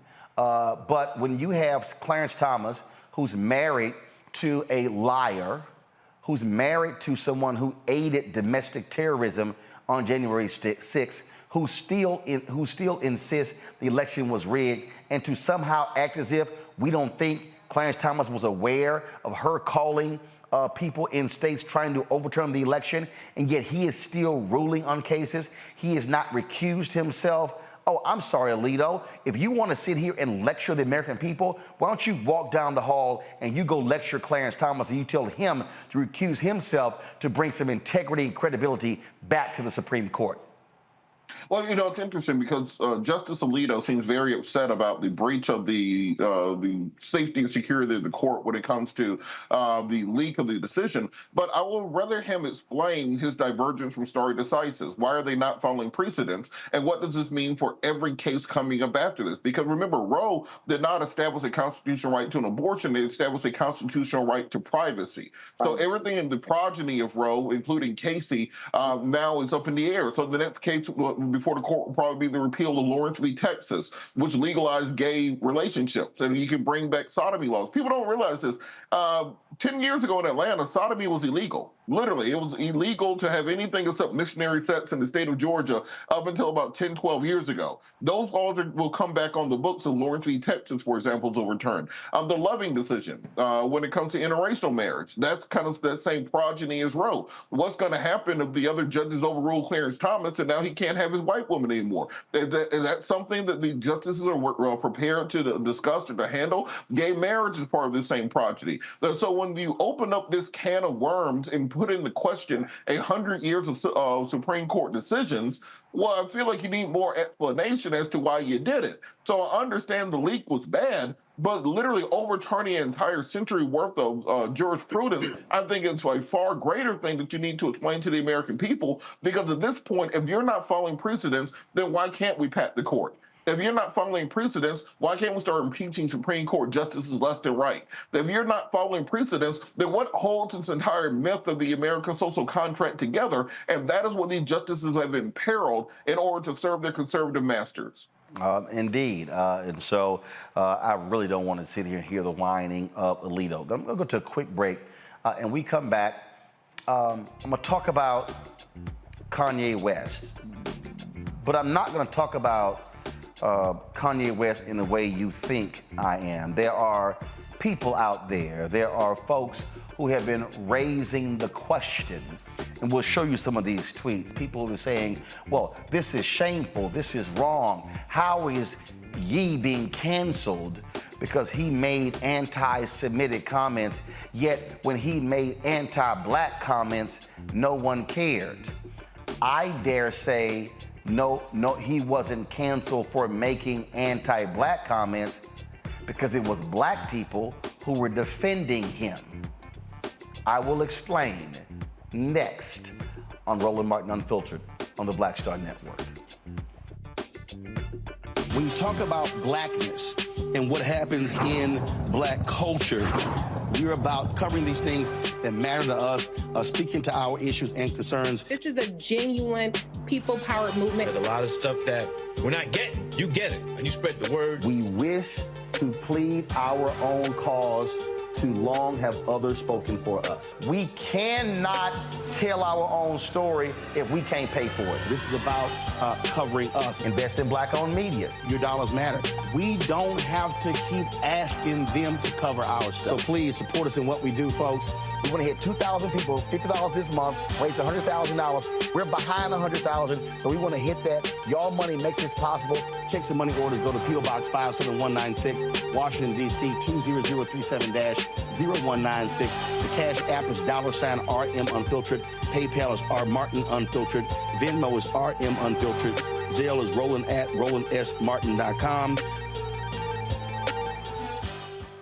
Hi, I'm Gavin Houston. Hi, I'm Carl Payne. Hey, what's up, y'all? It's your boy Jacob Lattimore, and you're now watching Roland Martin right now.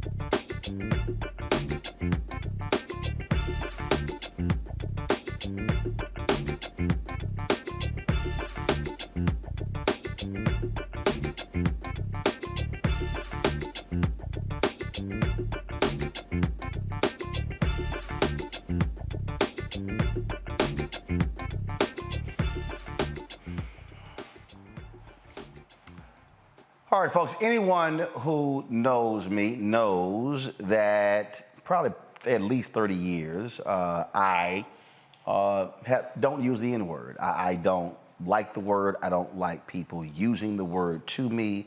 I don't like people using it on my timeline. If you do, I will block you in a heartbeat. That's why when that idiot Candace Owens tried to actually accuse me, she's like, the reason I block you because you called me an Uncle Tom in the South, and the N-word, I'm like, you're a liar, because I don't even use those terms. I don't allow them to be used even on my show. And so that's why Candace Owens is an absolute liar. And so I've watched with curiosity the response to people in the wake of Adidas and the Gap and CAA and other companies dropping Kanye West as a partner. And I've watched as African Americans have risen, some African Americans have risen to Kanye's defense by saying, he gets canceled, he gets dropped when he makes anti-Semitic comments, yet why is it that when the same Kanye West made anti-black comments, when he made comments about Harriet Tubman, he made comments about slavery, why is it that people did not rush to drop him then? And I dare say the reason folk did not rush to drop Kanye West then, because black folks, or a significant number of black people, made a number of excuses for Kanye West. That's right. I don't really want to hear, I don't accept when I hear some black folks make this ignorant ass position that, we have reclaimed the N-word, and we've dropped the ER, and we've added the A, and now it's an affirmative word. I took offense when Kendrick Lamar in the Vanity Fair cover story when he said, can we just have this word? I was like, hell no, send it back. And I'm watching folk right now defend Kanye. Well, Kanye didn't lie. Jews do run the music industry. Jews do run media. But when you say I'm going to go DEFCON 3 on Jews, and then he says I can make anti-Semitic comments, and Adidas, they can't drop me. Well, they did today. In fact, y'all, I saw this tweet where he showed up at at Skechers. He showed up at Skechers unannounced and was filming. Skechers was founded by two Jewish men, and they politely escorted his ass off the premises and then released a statement making it clear they ain't got nothing to do with him, ain't gonna be in business with him, and don't tolerate any damn thing that he has to say. That's what they said today. Also, the Holocaust Museum offered Kanye West a private tour, talked to him about the Holocaust. He turned them down and said that Planned Parenthood was his Holocaust museum. That's what he said. But the reason I am talking about this, because I told y'all I don't give a damn about the ignorant ass Kanye West. But the reason I am talking about this here is because I believe it is time for us to really begin to have a real substantive conversation in Black America. This is a time where we have to call a family meeting. Because I think one of the fundamental problems that we have is that we as African Americans, there is this knee-jerk reaction to somehow protect one of ours when white folks are attacking one of ours, as opposed to saying, no, his ass got to go. Kanye West has said insidious, damaging and shameful things about black people, and a lot of us were fine with it. I was personally offended when individuals who I know,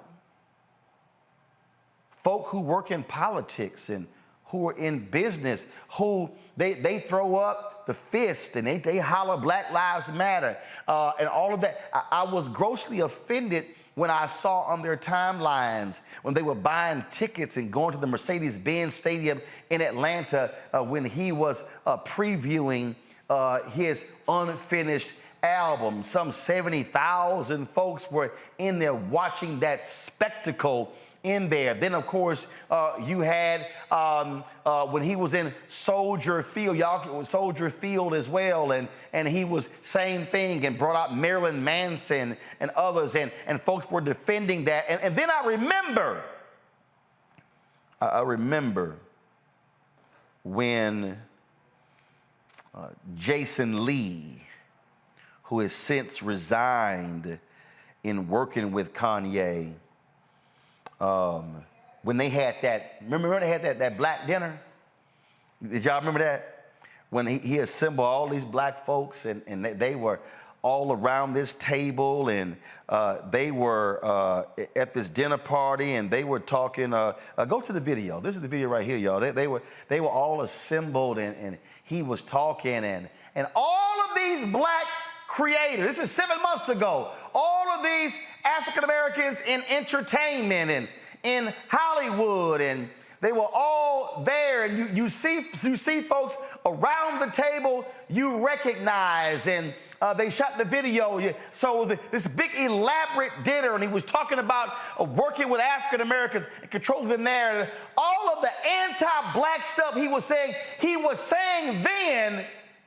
Oh, but he's the genius. Oh, but he's special. Oh, but he's a free thinker, and he's an independent mind, and all of that. What I'm trying to say, folk, is there comes a time when black folk need to stop protecting folk who hate us. Yes, we know he has mental illness. Yes, we know what's going on here, but that simply is not a cover or an excuse for what this man continues to say and do. And I dare say one of the issues, folks, why was R. Kelly able to keep doing what he was doing? Because there were too many black folks who were interested in Step in the Name of Love. There were too many black folks who said, "Oh yeah, but I know, but I love Robert's music." And the love of R. Kelly's music provided him cover to still being booked on a Tom Joyner family reunion cruise, to be booked at other black events, to be booked for concerts, for other artists to keep collaborating with him. Yet young black girls were being raped, sexually assaulted, peed on. This man was a predator, yet there were black folks who were still, yeah, but I love me some Robert. I love me some Kanye.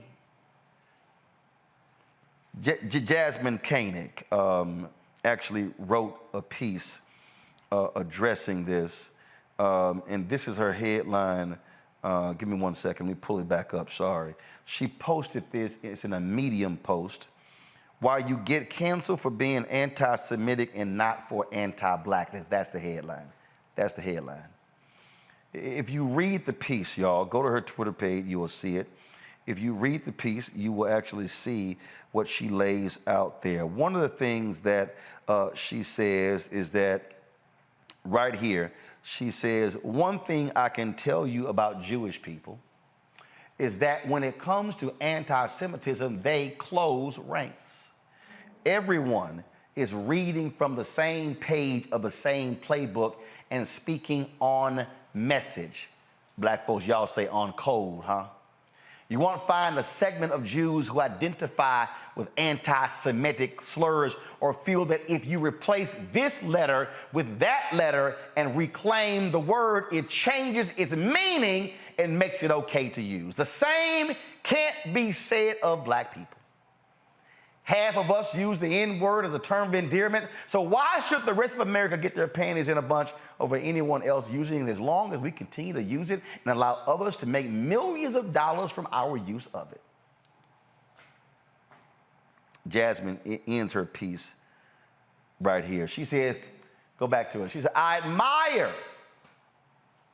She said, I'm not mad at Jewish people. I admire their unity and the resolve they have against anti-Semitism. I long for the days I only heard about from my grandparents when black people had respect for themselves, each other, and stood together on our most pressing issues for the betterment, not the detriment of our people. Last paragraph. In the end, it all comes down to this. Ye is going to be canceled, and anti-blackness will continue to be tolerated in America as long as black people are the main perpetrators of it.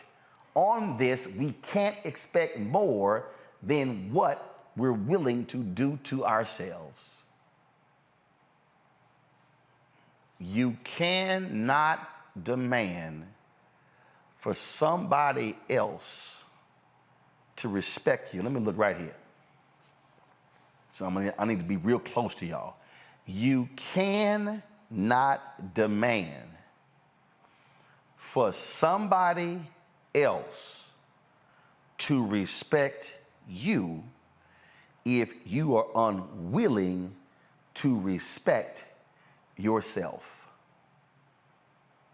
Please show me the massive petitions to say enough of Kanye's music. Please show me the massive number of people who said Spotify stop playing his music. The massive number of people who said Adidas to on, the hell with his gear. You can't compare the two if you didn't do the work to actually get him dropped. And there are too many of us, even right now, who continue to make excuses for Kanye West after the bullshit he said about George Floyd, after the White Lives Matter shirt and that crap with Candace Owens, after the crap he did with Donald Trump, after the stuff that he said on the Drink Champs, and the stuff he said to Tucker Carlson. And we go on and on and on and on and on. If you black and you defending Kanye West, you the damn problem. You the problem. And that is anti-blackness, no matter how you dress it up. Go to my panel for thoughts, final thoughts before we end the show. Matt, I'll start with you. I actually disagree to an extent, Roland. And I disagree insofar as I hate when we have this conversation as though black people are the only people who do this. I think this is an issue of celebrity, number one. I think two things can be true at the same time. I'm not at all supporting what Kanye said. I'm not giving him a pass. I think the brother has done way too many things in the public space that have been problematic. However, this is more a symptom of anti-blackness being something that is considerably more pervasive and more the original sin of America than anti-Semitism. And there have definitely been a lot of instances of anti-Semitism. I don't mean to trivialize it in any way, but we see instances of anti-blackness all the time on a grand scale that have nothing to do with Kanye. So yes, we have a responsibility to hold him accountable, but I don't like it as though we're the only ones that allow celebrities to run amok. I think it's a false equivalency, and I think we need to have a more nuanced conversation. We need to hold Kanye accountable. I think we need to, we can have intellectual conversations about the use of the N-word, but to put the onus solely on black people and say that we are, consistently failing our duty, I don't think that's true. Here's the whole deal. If something is defined as anti-blackness, then who other than black folks are supposed to lead the charge? I don't disagree that we should be involved in leading the charge, but I don't like the notion that we consistently never do that, because there are people who've been calling Kanye out and other black artists for years. No. There's a difference between a few individuals calling someone out and then mass mobilization. What I'm talking about is when you have mass mobilization saying enough is enough. What I'm arguing is that too many of us are making excuses. The reason R. Kelly continued to do what he did is because a whole bunch of us turned a blind eye because we loved his music. I mean, the record is sitting in front of us, and that's one, I mean, literally, black DJs, oh, not man, but no, was still rolling with them. What I'm arguing is no one is going to protect us first other than us. I just think too often we give our folks a pass because we like their music or they cool or this ain't really no big deal. And frankly, it's wrong to go, well, why he getting canceled because anti-Semitic when he was making anti-black? But what did we do to mobilize against his anti-blackness? That's my point. I get it. And I think two things can be true at the same time. I mean, Mel Gibson's still making movies, right? Mel Gibson's still making movies, and he's said anti-Semitic things and had a number of things that have been problematic. And we're not, as a matter of course, saying that white people are dropping the ball for not calling them out. I mean, I just think it's a little bit of a false equivalency. And we should. We should. And we should. It's a little bit of a false equivalency, and I think sometimes we are a little caustic in how we talk about it. I don't think you're wrong. I think we should hold them to task. But I think we should also look at the larger phenomenon that this is celebrity and what an average person might get as a consequence for doing something. An average person doesn't get the benefit of being a genius and being a transformative artist and all of these things. And I think that's a bigger symptom of celebrity and celebrity idolatry than it is black people solely dropping the ball. That's my opinion. Joe? We hate, can I say, first of all, I agree with both of you, but we hate technicalities, right? In court, when you're explaining something simple, at the dinner table to the fam or at the barbecue, somebody got arrested, but they got off on a technicality. We're upset when they get off for a technicality because on the merits, they really should have been had, right? But here we are talking about this whole Ye situation. Now, listen, Ye is about Ye. He ain't about Kim. He ain't about us. He's not about anybody else. But we would use the technicality of this cancellation argument to validate him when he's already invalidated himself. And that's kind of the issue that I see is that, Ye undid himself as it pertains to us a long time ago. And to the point that was made, a lot of people have been speaking out against him. A lot of people have been speaking out against Kanye. But I would also say against R. Kelly. But what I would add is that I'm with your point, Roland, particularly as we talk about when we go back, what we've gone through as a people, the fact that we were written in the Constitution as 3/5 of a person, and the Constitution wasn't really written for us. And we're trying to make a square peg fit in a round hole anyway. Okay, that means we have further to come. And so to speak with one voice on this is why it's that much more important. We shouldn't have to the point that's made. There should be room for nuance, et cetera, but there's so much going up against us. It makes our discipline in the N-word issue. We're real good at taking lemons and making lemonade. But you got to put lemonade, you got to put sugar in lemonade to make it sweet. And sugar can damage your teeth. It can damage other things. And in this situation, when we use it to sweeten the fact of the matter that this brother has invalidated himself a long time ago, if you want to have that discussion about what the Jewish brothers and sisters do versus what we do and cancellation here or there, this is not the way and the time to do it because you're standing on a shaky foundation with Ye. And that's the problem I have. Robert? I think this kind of folds into the conversation we've been having on a macro level about reparations in the African-American community. I'm going to square the circle. Just give me a second. Because what we see with our Jewish brothers and sisters, starting the Zionist movement in the late 19th century, was a international unanimous consensus that they should have their own homeland. They should have repairs done for the damage done to them by the European Empire, just culminated in 1947 with the founding of the State of Israel. And because of this international unanimity that they were able to achieve, we see this rolling down until today, where they've made it very clear that when almost like Section 5 of the NATO Charter, an attack against one of us is an attack against all of us. And that's what was called out by Rahm Emanuel's brother, when he said we want everyone to divest in Kanye West after he made the statements. And I've never seen a rapper's bank account be seized. Literally, Chase Bank said, come get your money, we don't want it. His agency being dropping him as an artist, his shoe line being taken away. Do you know why? Because they make sure that whatever levers of power they have, they will ensure that an attack against one is an attack against all. The reason I say this plays into the reparations argument is because often in the African American community, we spend more time separate, fighting against each other, letting people talk about us any kind of way, letting people treat us any kind of way, not controlling industry, not controlling our sectors of power, letting other people influence those things. And that's why it's very difficult to make the same progress that we see in other communities. But we should have canceled people like Kanye and other folks long ago. And if you look at the music that is out there that we object to, let's remember that the one thing to come out of this is the fact that they could stop all this music about drugs and killing and abuse in black communities and everything else tomorrow if they want to. They could do the same treatment they did to Kanye to any rapper that talks about killing black people, but they won't, because we don't make them do so, because we do not have that unanimous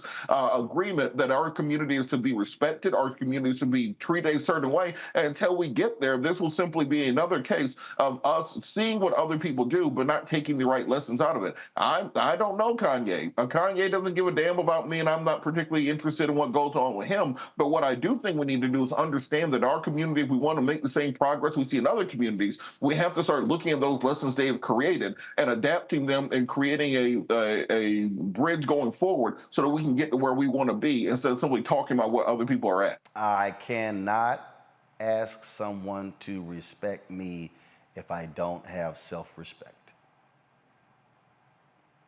Simply cannot happen. And so what I'm arguing, what I'm saying very simple, is that if people are going to go, oh, this is unfair, that this is happening to him, and it didn't happen when he made anti-black comments, then I will ask the people making those comments, what were you saying? How were you organizing and mobilizing? What were you doing?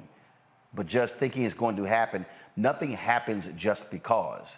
There actually is a cause and effect. There's a response to things when these things happen. And what I'm saying is, we must be willing to stand up and call out one of our own who says or does something about us, and then not wait for that person to say something about somebody else and then go, oh, now it's okay to criticize them. It's as simple as that. And so I think the lesson here is for people, I was debating some folks today, and they were like, now Adidas dropping him. He made Adidas relevant. I'm like, you haven't even looked at the market share of Adidas outside the United States. Folks were just sitting here, just popping off, oh, he made it cool. You know what the hell you're talking about. Like, go look at their market share, a $19 billion company. Look at their stock price. I mean, again, when I listen to people, when I listen to the rationale, when I saw the rationale when it came to R. Kelly, when I saw the rationale to some of the other issues, I'm going, what are we doing? We cannot, nor will we ever get respect from anybody if we don't start with ourselves. That's the point I'm making. Joe, Matt, Robert, appreciate it. Thanks a lot for joining us on today's panel. Thank you so very much. Folks, if you want to support us in what we do, please download our Black Star Network app. Available on all platforms: Apple phone, Android phone, Apple TV, Android TV, Roku, Amazon Fire TV, Xbox One, Samsung Smart TV. You can also, of course, join our Bring the Funk fan club. Send a check-in money order to P.O. Box 57196, Washington, D.C. 20037-0196. Cash App, $RM Unfiltered. PayPal, R Martin Unfiltered. Venmo is RM Unfiltered. Zale is Roland at RolandSMartin.com, Roland at RolandMartinUnfiltered.com. And you can also get your copy of my book, White Fear, How the Browning of America is Making White Folks Lose Their Minds. It's available on, of course, all platforms. Amazon, Barnes & Noble, of course, you can get it from bookstores. Download it from Audible, of course, order from your favorite black bookstore. Tomorrow, I'm broadcasting from Baltimore, folks, where I'll be doing the Q&A in our second hour of the show with Jamel Hill. This is her new book right here, Uphill, a memoir. It just dropped, and so get the copy of her book. So I will be in Baltimore Baltimore, again, with that Q&A. We'll have our show in the first hour of the show. The second hour, again, my Q&A with Jamel Hill from Baltimore for her new book, her memoir, Uphill. That's it, folks. I certainly appreciate it. Thanks a lot. I'll see you tomorrow right here on Roland Martin Unfiltered. And yes, I'm rocking the Astros because we in the World Series for the fourth time in the last 6 years. And the Philadelphia Phillies, y'all about to get tagged. Just letting y'all know.